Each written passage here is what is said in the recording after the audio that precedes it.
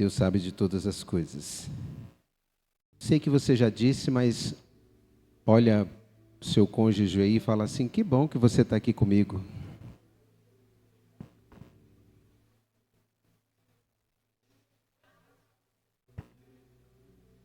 Fala assim para ele assim, ó: tá durando, hein?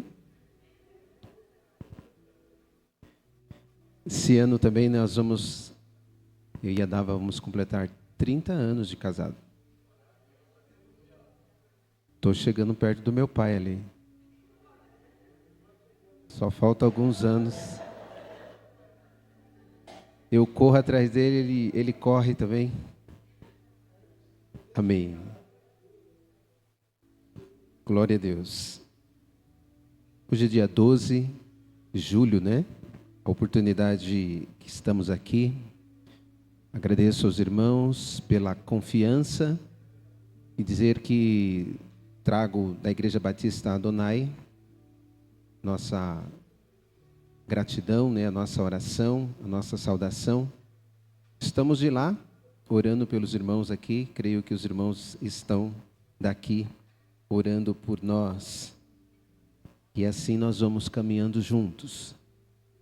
E dizer para você que, encontro de casais, o fato de estar aqui, por mais simples que pareça uma programação, é um ato de manutenção no seu casamento. Quando você se dispõe a sair da sua casa, quando você se dispõe a andar junto, quando você se dispõe a investir nesse relacionamento, porque as lutas são constantes, elas não param, né? Os nossos irmãos estavam aqui falando a respeito das lutas e digo para os irmãos, só vai parar quando a gente chegar lá no céu. Por enquanto, a luta continua, né? Se você parar para perguntar para o meu pai e para a minha mãe ali, depois de 56 anos, e aí, tem luta? Vocês vão ouvir coisa. Por quê? Porque as lutas são constantes. E nesta oportunidade que nós temos, o que nós trazemos de novo? Nada de novo. O que nós precisamos fazer é a manutenção daquilo que nós já sabemos. E, enfaticamente, nós precisamos reafirmar, repetir. Nós precisamos falar ao longo da nossa existência exatamente para que aquilo que nós nos propomos a fazer possa ser realizado. Nós estamos desempenhando papéis. Estamos num papel aqui como casal, alguns um pouco mais, outros um pouco menos, né? Fico feliz aqui de encontrar aqui 2 bebezinhos, né? Estão aí nas famílias. E você olha para eles, está com um sorriso, né? Às vezes não dorme de noite. Olha lá. É isso aí. Quando eu me casei e antes do Jonathan chegar, as pessoas falavam assim: você não vai dormir. Eu falei: não, está repreendido no nome de Jesus. Vou dormir sim, né? E nunca tivemos assim noites em claro por causa de criança, né? Foi uma alegria, tenho certeza que tem sido uma alegria, um renovo na vida desses casais. E graças a Deus porque vocês estão aqui. Porque é assim que eles serão mantidos, ensinados na casa do Senhor. E eu quero falar sobre alguns pontos, rapidamente, sobre o nosso tema, né? Papéis na vida a dois, à luz da palavra do Senhor. O primeiro ponto é que nós precisamos ser companheiros, auxiliares idôneos, né? O próprio Deus, ele disse nas Escrituras: não é bom que o homem esteja só. Falei uma ajudadora, não só alguém para ajudar, mas uma ajudadora idônea. Nós tínhamos um amigo de alguns anos que ele interpretava, né? Falhei uma costelinha, alguém que esteja ao seu lado. E assim nós vamos caminhando. Esta ajudadora idônea significa andar lado a lado. Não é demérito para a mulher, não é menosprezando o papel, mas é alguém que está ao lado, alguém que vai apoiar, que vai dar alicerce, que vai dar significado, né? Então, Gênesis capítulo 2, o verso 18, Deus revelou: não é bom que o homem esteja só, far-lhe-ei uma ajudadora idônea para ele. E assim, nós vamos exercendo esse primeiro ponto. O segundo ponto, amor sacrificial do marido. O marido tem um papel importante neste processo. E à luz da palavra, em Efésios capítulo 5, verso 25, diz assim: marido, amai vossas mulheres, como também Cristo amou a igreja e a si mesmo se entregou por ela.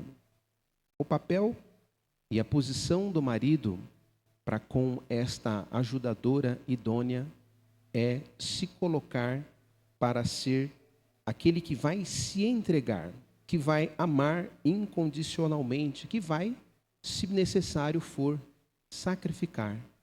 E o sacrifício é em atitudes, em comportamento, é em renúncia, muitas vezes, das suas vontades, em detrimento da vontade do cônjuge. E nós precisamos enfatizar isso dia a dia, com atitudes e comportamentos.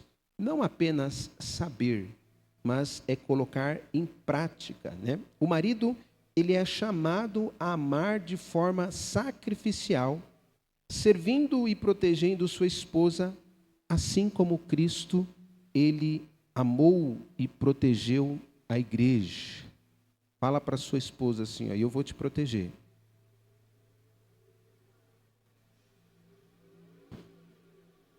Ela acreditou?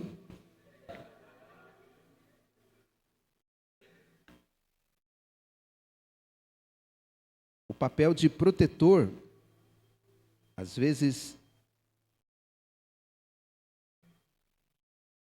a sociedade vai descaracterizando a postura do homem, do protetor, daquele que vai abrir mão da sua vontade em prol do seu cônjuge. Ele é diferente. Amém? O homem é diferente da mulher. Aliás, são dois seres completamente diferentes, mas se completam. Eles se completam um ao outro, porque Deus criou dessa forma e cada um tem o seu papel. O marido precisa compreender, amar a sua esposa da mesma forma como Cristo amou a igreja e se entregou por ela. Assim, aplicar isso na nossa vida significa exatamente este amor que o marido deve demonstrar com atitudes e comportamentos. Os anos vão passando, papéis vão mudando ao longo da nossa vida.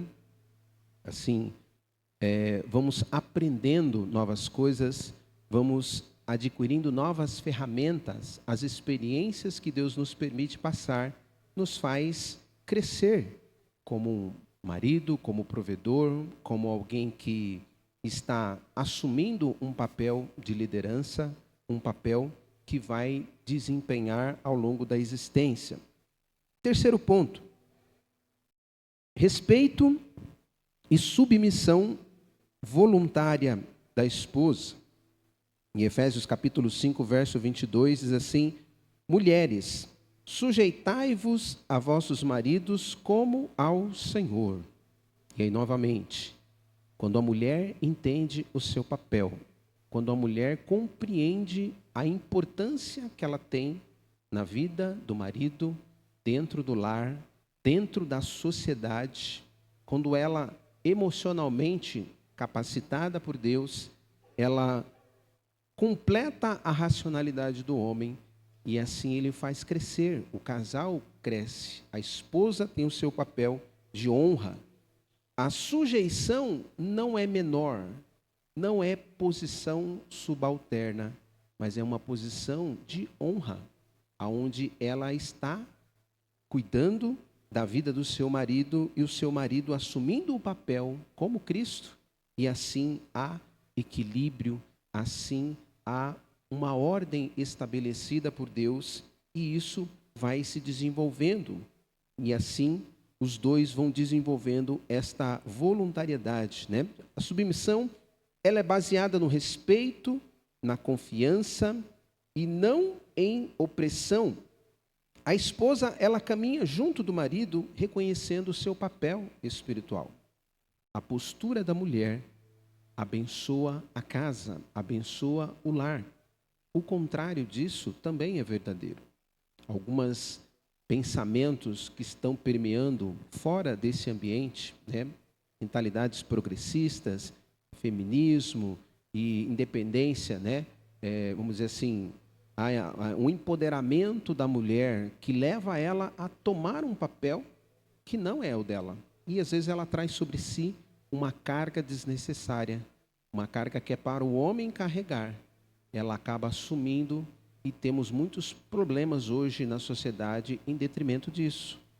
Desobedecendo o princípio da palavra de Deus. Não estou falando questão de religião, estou falando de princípios da palavra de Deus. E quando você aplica isso na nossa vida, e nós sabemos disso, o fato é que nós precisamos aplicar, precisamos repetir, precisamos enfatizar. E novamente, quando você vem num evento como esse, quando você se preocupa com encontros de casais, quando você resolve com seu cônjuge não caminhar sozinho, nós temos outros amigos para dividir, outros amigos para compartilhar, outros amigos para poder viver até mesmo as dificuldades que Deus permite.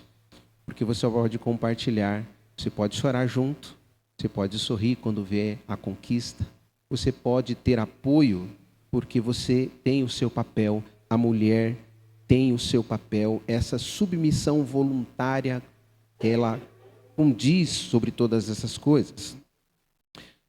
Este casal, eles são coeducadores dos filhos. O natural é o casamento. Deus disse, multiplicai, ide, multiplicai. A gente está multiplicando menos, né? A nossa geração, as duas gerações passadas, o pessoal levou bem a sério esse papel aí, né? Então, meu avô aí teve 22, né? Falei assim, Jesus, haja multiplicação, né? A minha avó faleceu, meu avô casou de novo e teve mais 11 filhos. Né? Não estou errando na conta não, né? Então, tem tio hoje que eu ainda não conheço, né? O fato é que somos coeducadores dos filhos. E lá em Provérbios, capítulo 22, o verso 6 diz assim, instrui o menino no caminho em que deve andar. A instrução é um exercício. Quando você ensina, você aprende. Quando você se coloca no papel de educador, de aquele que direciona, né, o tutor, você automaticamente aprende. O melhor professor, ele é um eterno aluno. E nós estamos aqui na escola da vida aprendendo. Alguns com filhos pequenos, outros projetando os filhos para o futuro, né? Como eu mencionei, alguns meses atrás, eles não tinham essa função, né? Eram só casados. Agora já tem uma boquinha de couro para fazer a diferença e ensiná-los. Eles vão aprender a ser pai, a cuidar, vão aprender a sorrir, a proteger, vão ter experiências profundas ali de cuidado e vão crescer na vida que Deus propõe a cada um de nós. E nós temos filhos espirituais. Você, casal que caminha dentro do ambiente da igreja, você também é uma referência para muitas pessoas. Talvez referências ocultas que você nem sabe, mas alguém está olhando para você. Alguém está observando o seu relacionamento. Alguém está observando como você trata o seu cônjuge. Alguém está observando como você educa o seu filho. Alguém está te observando como você se relaciona com esta instrução que Deus transferiu para cada um de nós, para que a gente exerça. Então, talvez hoje você não tenha filhos. Talvez os filhos hoje já voaram do ninho, né? Você está na expectativa, tem os netos, né? No meu caso do meu pai ali já tem os bisnetos, né? Que estão ali cuidando, mas eles têm a manutenção e o exemplo e continuam a realizar. Eu me lembro de um fato que quando estava conversando com meu filho e ele tinha 3 aninhos. E aí eu chamando a atenção dele, um irmão da igreja, amigo meu, né, não está mais caminhando conosco, mas ele falou assim: olha, eu vi você falando com o seu filho de 3 aninhos. Na cabeça dele, falou assim: está falando, não está entendendo nada, né? Não está entendendo nada do que está falando. Mas o tempo foi passando e ele foi observando ao tal ponto de que viu que realmente a educação não é apenas falar. A educação é você dar o exemplo, é você mostrar o caminho, é você persistir, é você ser disciplinado, não desistir, não abrir mão, e isso faz com que o ensino seja eficaz, seja eficiente. E o tempo vai dizer sobre essas coisas. E hoje ele tem filhos e ele testemunhou, né, falou, olha, eu tenho na minha família, minha esposa não te conhece como eu conheci, mas uma referência de educação de filhos é a sua família, os seus filhos. E aquilo que você me ensinou, não apenas falando, mas mostrando, é o que eu passo para os meus filhos hoje. Eu glorifiquei a Deus por isso e continuo na luta, né? Continuo na peleja porque somos coeducadores dos filhos. Quinto lugar, parceiros espirituais. É necessário haver concordância. Texto de Mateus, capítulo 18, verso 19, diz assim: se 2 de vós concordarem na terra acerca de qualquer coisa que pedirem, isso lhes será feito pelo meu Pai. O casal precisa procurar a concordância, a conciliação. Eles precisam ter unidade de pensamento, ainda que sejam pessoas diferentes, de naturezas diferentes, de comportamentos educativos, né? São famílias diferentes que foram criados em ambientes diferentes. Eles precisam ter concordância e principalmente a concordância espiritual, a oração, né? É estar caminhando junto, tomando as decisões juntos, porque isso é saudável. Isso, de fato, vai fazer com que vocês caminhem, desenvolva esta comunicação e vai levar ao 6º item, né? Fidelidade e aliança. Também o texto de Mateus, capítulo 19, verso 6. Portanto, o que Deus ajuntou, não o separe o homem. Se Deus o ajuntou, Deus criou o casamento. Deus uniu 2 seres diferentes. Mas ele fez de 2 indivíduos uma só carne. E ele diz: o que Deus uniu, não separe o homem. Não seja o motivo da separação, não seja o estopim para que haja discórdia, para que haja infidelidade, para que essa aliança não seja quebrada. A aliança é um pacto, é um compromisso que você faz diante de Deus, diante dos homens, diante de testemunhas, e isso vai levá-los para a vida toda. O casamento é uma aliança de compromisso, ela também precisa ter lealdade um para com o outro, respeito. Quando você se propõe a isso, quando você se coloca desta forma e faz a manutenção, você blinda o seu casamento, você blinda o seu relacionamento, e isso vai se tornando cada vez mais uma estrutura. Você precisa também de suporte emocional e físico. Primeira carta aos Coríntios, o apóstolo Paulo dizendo lá no capítulo 7, o verso 3, o marido pague à mulher a devida benevolência e da mesma forma a mulher ao marido. Suporte emocional e físico.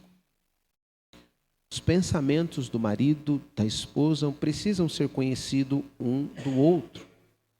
A expressão é dívida. Você precisa entregar à mulher uma paga daquilo que é bom, daquilo que vai para ela esta segurança, este amparo emocional, esse amparo físico em todos os aspectos, não apenas sexual, não apenas de satisfação alimentícia, de cuidados da casa, de alimento, mas também dos sonhos, de compreender a natureza, o comportamento, as realizações, a conquista, ela é do casal, porque somos um, né? Então, quando você individualiza, você acaba quebrando minha conta, meu carro, né? Minhas coisas, suas coisas. É como se você não tivesse uma unidade de pensamento.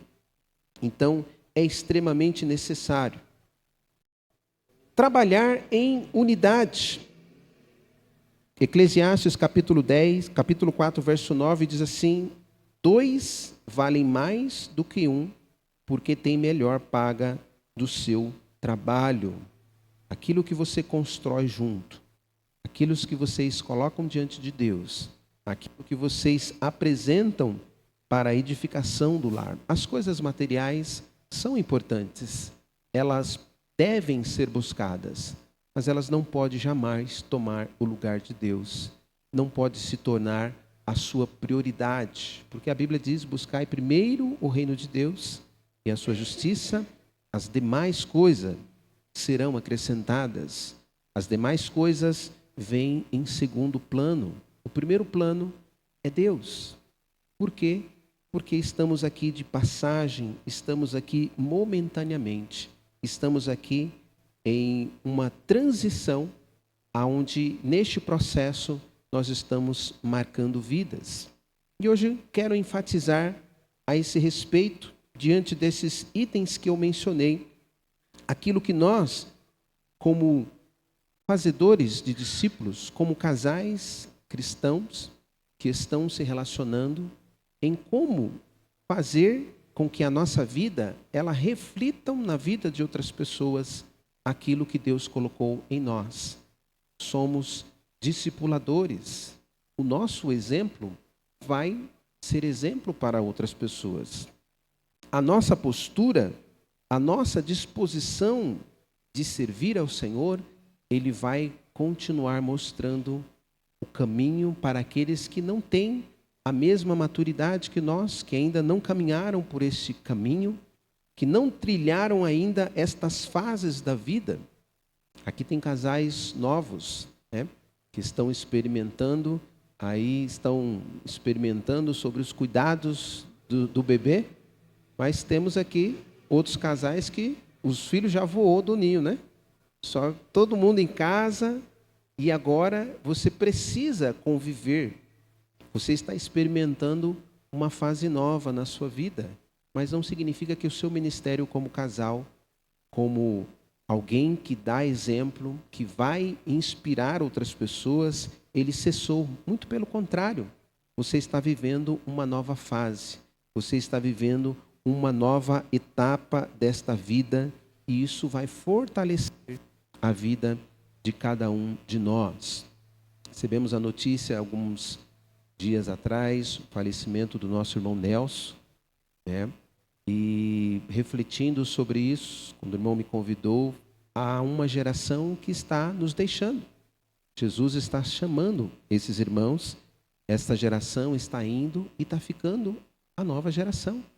Esta geração que tem a responsabilidade de transmitir para as novas gerações o que é servir a Deus, o que é ser marido, o que é ser um bom pai, uma boa mãe, o que é ser uma mulher virtuosa, que cuida das coisas, equilibrada, que tem ali o seu papel de adjutora, ajudadora, idônea, que está do lado do seu marido, mas não apenas cuidando dele, mas ela está sendo observada por outros que às vezes fazem e passam por dificuldades.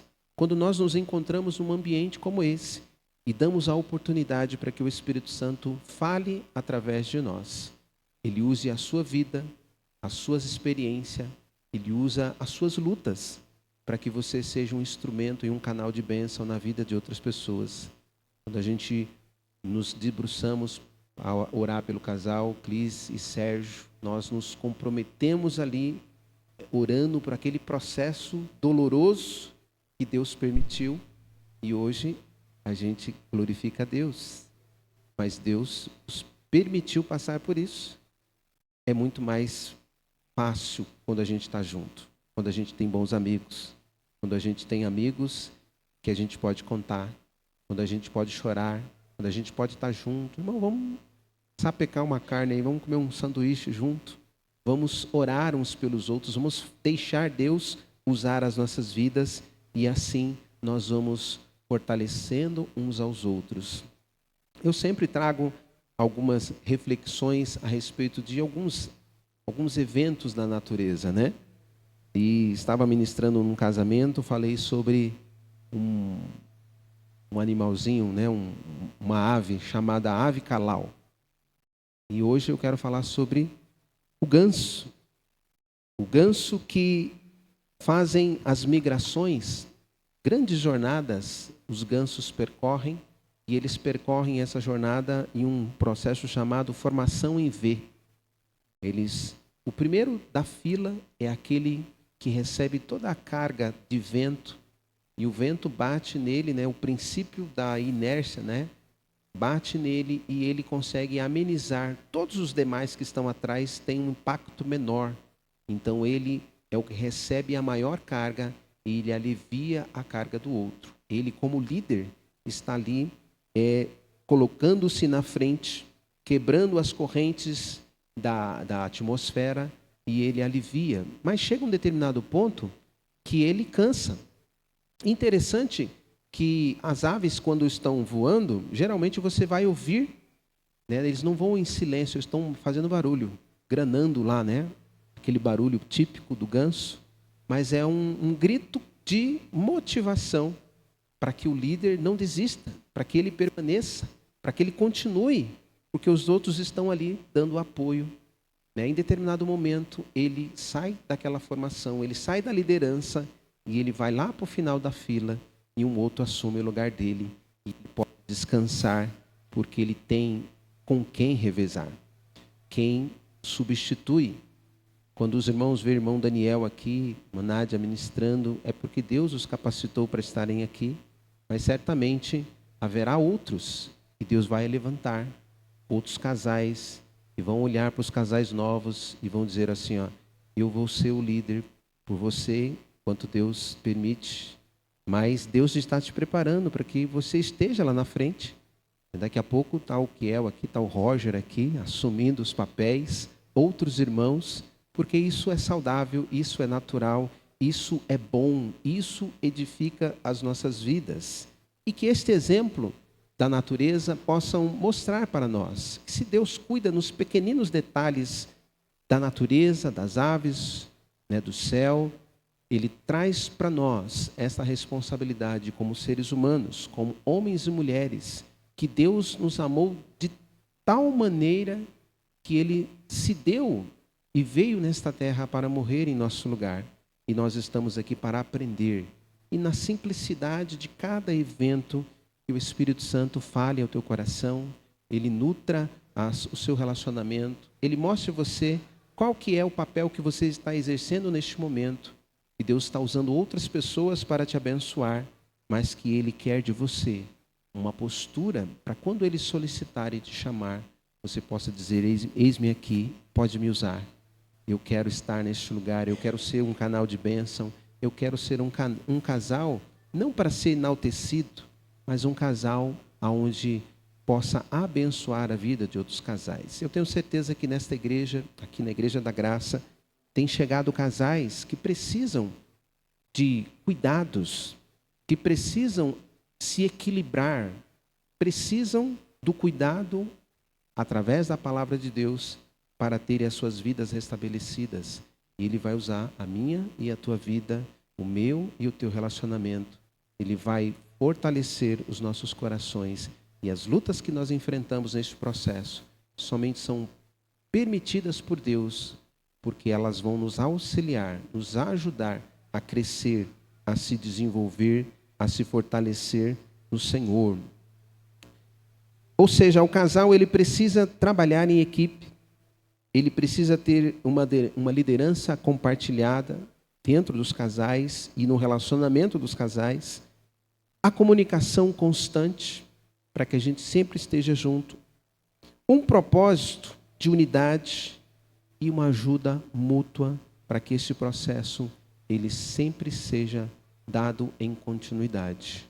Hoje você está aqui de forma racional, ouvindo aquilo que nós já sabemos, porque sempre estamos falando a respeito disso, mas colocá-los em prática, ter isso em mente. Você vai encontrar com casais e dizer para ele: olha, venha para o encontro de casais, venha para a escola bíblica dominical, reserve tempo para Deus, esteja no culto de oração, desenvolva os seus relacionamentos, se envolva com a vida do seu próximo. O nosso relacionamento com Deus está intimamente ligado com o nosso relacionamento com o próximo. E o nosso próximo mais próximo é a nossa metade, né? O nosso cônjuge. E que Deus possa abençoar a vida de cada um dos irmãos, que Deus possa abençoá-los no nome de Jesus. Eu quero orar por vocês. Eu quero chamar a Dalva aqui. Ela não vai cantar, mas ela vai orar. Está podendo cantar, mas está podendo orar, né?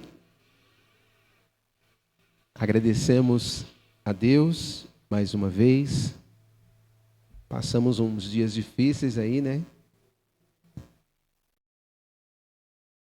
Passamos uns dias difíceis, mas Deus tem dado graça e estamos nos recuperando, né?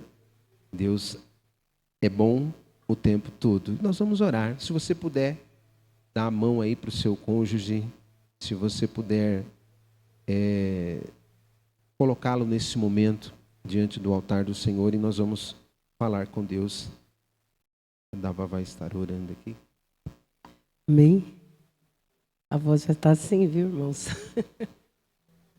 Baixa a sua cabeça, vamos falar com Deus. Senhor Deus, nós estamos reunidos em Teu nome e sabemos que o Senhor está aqui presente. Obrigado pela Tua palavra ministrada e que essa semente possa dar bom fruto no nosso coração.